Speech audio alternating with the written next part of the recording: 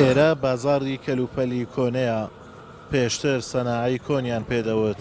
کاسبکارانی ئێرە کە زۆربەیان سوورچین ناوی بازاڕەکە دەگۆڕن بۆ بازاڕی سوورچی و لەسەر تابلۆی دوکانەکانی خۆیان بە عەشیرەتی سوورچی دەناسێنن. بەخوای خۆی لە خۆیدا ئێرە زۆربەی 150 کاسبکارەکان هەموو زۆربەی سوورچینە و وەکو ئەوەی کە مناودا هەموو سوورچەکان بازارەکە سوورچی بوو، هەموو حەزیان لێ بوو بازارەکە ناولین سوورچی دوو سناعەشە بوو، سناعەکە لەسەرەوە بە ناوی سناعی کۆن، ئێرە هەر سناعی کۆن بوو. هۆکاری ناولێنانی سەناعی کۆن کە ناوکەن گۆڕیە بە ناوی شوێنی سوورچیان.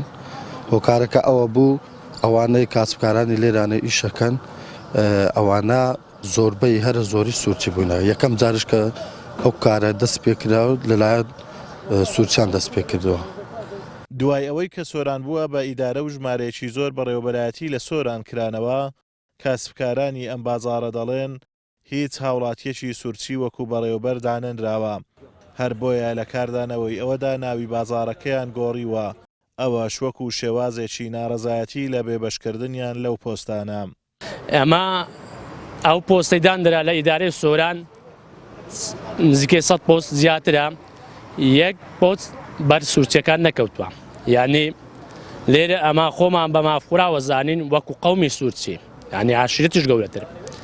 ئێمە ئەو بازاڕی کۆنی قەدیمی سناعی زیاتر لە 50 دوکان سوورچین.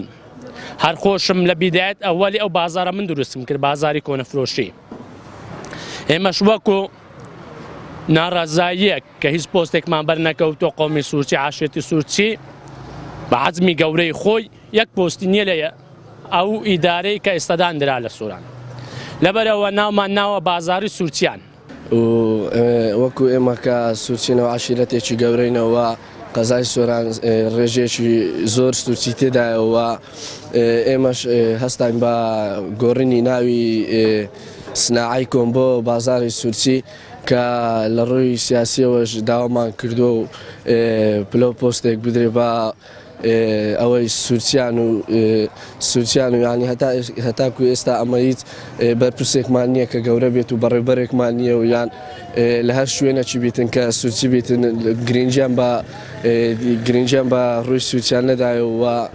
وەڵاهی سوورچی زۆر لەو قەومی سوورچی زۆرە، بەس هیچ پۆستێک و ئەوەیان نەدا، یانێ لە دەڤەری سۆران هەنی نە بەڕێوەبەرایەتێکن هیچیان نەدایتێ.